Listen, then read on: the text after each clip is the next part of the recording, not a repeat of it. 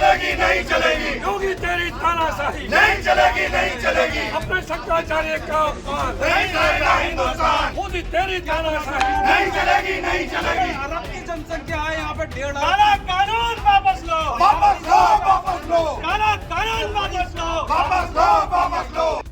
PCS अफसर अलंकार अग्निहोत्री ने अचानक अपने पद से इस्तीफा दे दिया। उनके इस्तीफा देने का अंदाज और वजह दोनों ही सुर्खियों में है।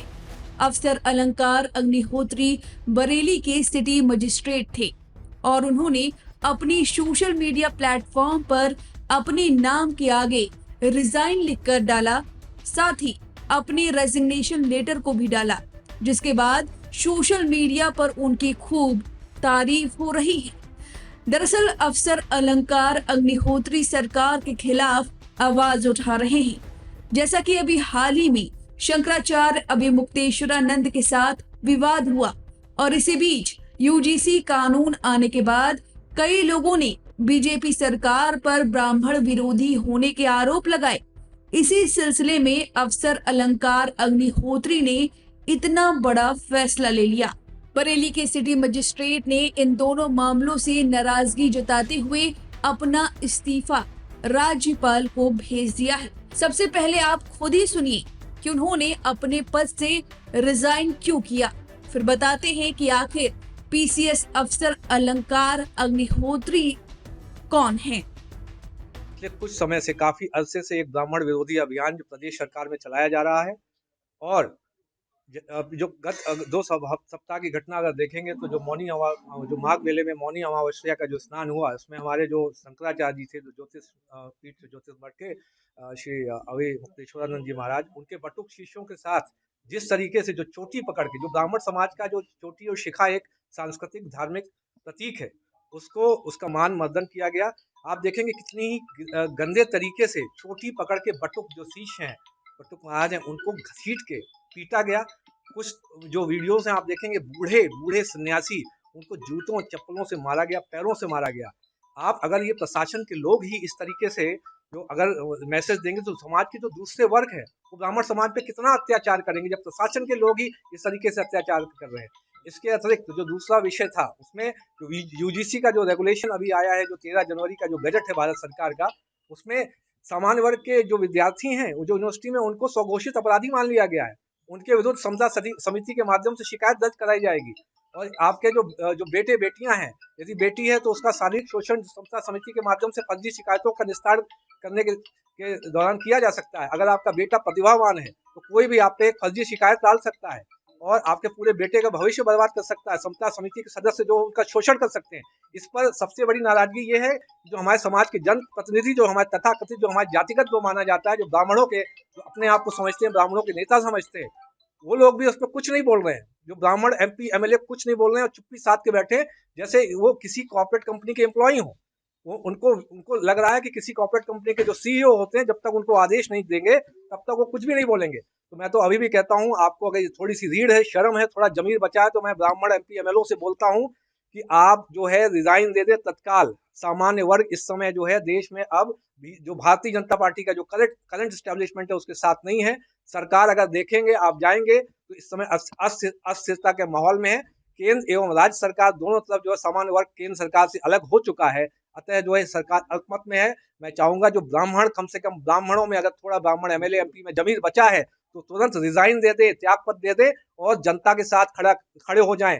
यदि आप अभी जनता के साथ खड़े नहीं होते हैं, समाज के साथ नहीं है, तो आगे आप सोच रहे हैं कि चुनाव में लड़ेंगे तो क्या जीत पाएंगे? समाज अब आपसे अलग हो चुका है, मानसिक रूप से अलग हो चुका है। पूरे देश विदेश में हर एक जिले में यहाँ सामान्य वर्ग प्रदर्शन कर रहा है और आपको इतनी भी रीढ़ नहीं, इतना शर्म नहीं आ रही है कि उनके साथ खड़े हो जाएं। ये आप देखेंगे कि जिस तरीके से हुआ, आप एक पर्टिकुलर एक षड्यंत्र के तहत कहीं कोई उसको कालनेमी की संज्ञा दे रहा है, वो शंकराचार्य है, कोई उनको नोटिस दे रहा है कि वो शंकराचार्य है कि नहीं है। आप 1 वर्ष पहले उन्हीं शंकराचार्य के पैर छूते हैं और उनको राजभवन पता नहीं कहाँ कहाँ इन्विटेशन भेजते हैं शंकराचार्य जी के नाम से। और आप फिर उनके जो अगर आए थे, अरे आपको बटुक शीश ठीक है, कोई भी चीज मारपीट ऐसे थोड़ी ना की जाती है। आप चोटी पकड़ के किसी अन्य धर्म के प्रतीक के साथ ऐसा कर सकते थे? कोई भी हमारे यहाँ का ब्राह्मण एमपी एमएलए, इतनी उनमें रीढ़ नहीं है, ये बोल नहीं सकते? शर्म नहीं आती उनको? ब्राह्मणों के नेता मत थे। मैंने इस्तीफा जो है, देखिए मैंने जिलाधिकारी महोदय को उनको ईमेल आईडी पे भेजा है, और जो क्योंकि मैं अभी ईआरओ भी हूँ, तो 124 विधानसभा को, तो मैंने जो सीओ साहब हैं उत्तर प्रदेश के, उनको भेजा है, और माननीय राज्यपाल महोदया को भी इस्तीफा ईमेल के माध्यम से प्रेषित कर दिया है। अब आगे क्या रणनीति? आगे की रणनीति मैंने बोला है कि अब इस समय सामान्य जो वर्ग है वो अलग हो चुका है, मानसिक रूप से बिल्कुल अलग है। इसका आप अगर सोशल मीडिया पे अध्ययन करेंगे और जितने प्रदर्शन देश भर में हो रहे हैं, उससे आपको समझ में आएगा सरकार इस समय अल्पमत में आ चुकी है, केंद्र और राज्य में। और ये दोनों जो है इस समय जो है, न तो आप देखेंगे जनतंत्र है न गणतंत्र है, इस समय सिर्फ भ्रम की स्थिति बनी हुई है, भ्रमतंत्र है। ये जो बीजेपी का नाम है, ये पहले रही होगी कभी भारतीय जनता पार्टी, इस समय ये विदेशी जनता पार्टी बन चुकी है। अभी कुछ नहीं, अब जैसा जो है समाज डिसाइड करेगा, समाज की प्रतिक्रिया आने दीजिए। समाज के जो हमारे जो माननीय जनप्रतिनिधि हैं, जो ब्राह्मण एमपी एमएलए हैं, उनकी प्रतिक्रिया आने दीजिए। मेरा तो उनसे जो सवाल है, क्योंकि उनको जो है रहनुमा बनाकर हमारे जो समाज के लिए सोचना था, वो किसी भी जगह उन्होंने जो संसद में आप देखिए SC ST act, supreme court के आदेश पर एक पर्टिकुलर धारा को निरस्त किया कि पहले जांच होगी, फिर FIR के बाद जो है उसको अरेस्टिंग होगी। इस पर भी कोई भी ब्राह्मण MP MLA नहीं बोला। आपसे कितनी शर्मनाक बात है। जो प्रिंसिपल ऑफ जो नेचुरल जस्टिस होता है, ऑडी ऑल्ट्रम पार्टम जो सिद्धांत होता है लॉ का, हियर द अदर पार्टी, आपने उसके खिलाफ, जो सुप्रीम कोर्ट का निर्देश के खिलाफ जाके आपने उसमें मतदान किया है। आपको शर्म आनी चाहिए। आपने कितने, जिसपे फर्जी SC ST एक्ट की धारा लगती है, पूरा परिवार तबाह हो जाता है, 2-2, 3-3 लाख, 5-5 लाख, 10-10 लाख लेकर समझौते किए जाते हैं। आपको शर्म नहीं आ रही है? कहाँ ले जा रहे हैं देश को? देखिए, मैं किसी दूसरे की बात नहीं कर रहा हूं, क्योंकि जनप्रतिनिधि जनता से चुना गया है, वो जनता का रहनुमा है। जो कार्यपालिका, जो हम लोग जो एग्जीक्यूटिव है, वो जनता ने नहीं चुनी है, वो स्वयं एक परीक्षा पास करके आएंगे। मैं उनसे क्यों करूंगा? मुझे ये जो स्टेप है इसलिए उठाना पड़ा क्योंकि ये लोग बिल्कुल मुंह बंद करके चुप मूक दर्शक बन के बैठे हैं। ये मुझे लगता है कि पूरे समाज के बेटे बहू बेटियों का रेप करवाएंगे, उसके बाद भी कुछ नहीं बोलेंगे, क्योंकि ये सीओ जो आला कमान है, हाई कमान से जब तक उनको मुंह खोलने का जो आदेश नहीं आएगा तब तक कुछ नहीं बोलेंगे। मतलब इनको शर्म आनी चाहिए। ब्राह्मण है, शर्म आनी चाहिए। रीढ़ अगर थोड़ी सी भी हो तो आज आपको इस्तीफा देके समाज के साथ खड़े हो जाएं। जो भी रीढ़ वाले विधायक सांसद हैं, यहाँ ऐसे ऐसे सांसद हैं, ब्राह्मणों के नाम पे सभा बना के कोई मिनिस्ट्री ले ली, फिर केंद्र में चले गए, उन्होंने उस सभा को समाप्त कर दिया। और इस समय अगर आप जाएंगे बात करेंगे, कहते हैं कि हमारी टिकट कट जाएगी। अरे तुम्हें ब्राह्मण समाज के नाम पे ही तुम्हें तो हम विधायकी और सांसद ही मिली हुई है। इसके बाद ही सिटी मजिस्ट्रेट के पक्ष में तमाम ब्राह्मण नेता उनके आवास पर पहुंचे और नारेबाजी लगाने लगे। यहाँ तक कि मोदी योगी के खिलाफ भी नारेबाजी की गई।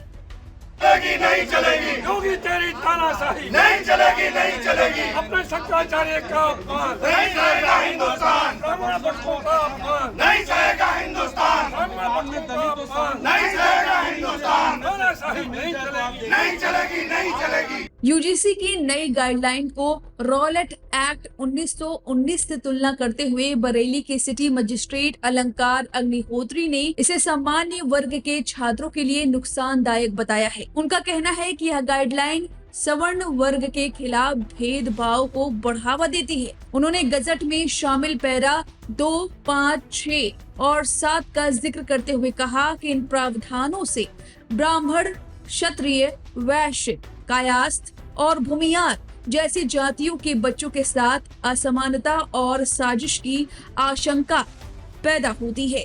इस्तीफे के बाद लिखे गए उनके बयान से यह संकेत भी मिल रहा है कि वे अब राजनीति की दिशा में कदम बढ़ा सकते हैं। उन्होंने साफ लिखा है कि अब समय आ गया है कि ब्राह्मण और अन्य सवर्ण वर्ग के प्रतिनिधित्व के लिए एक वैकल्पिक राजनीतिक मंच तैयार किया जाए, क्योंकि सामान्य वर्ग की आवाज उठाने वाला कोई प्रभावी नेतृत्व नहीं बचा है। फिलहाल सिटी मजिस्ट्रेट के इस्तीफे को लेकर विपक्षी दलों को सरकार और बीजेपी पर हमला बोलने का बड़ा मौका मिल रहा है। उत्तर प्रदेश में पिछले कुछ महीनों से ब्राह्मण राजनीति को लेकर माहौल पहले से ही गर्म है। स्वामी अविमुक्तेश्वरानंद से जुड़े मुद्दे के बाद अब यूजीसी की गाइडलाइन को भी सवर्ण विरोधी बताकर बहस तेज हो गई है। ऐसे में सिटी मजिस्ट्रेट का इस्तीफा राजनीतिक रूप से एक नया मोड़ बनता दिख रहा है। अब देखना होगा कि बीजेपी इस पूरे घटनाक्रम पर आगे क्या रणनीति अपनाती है।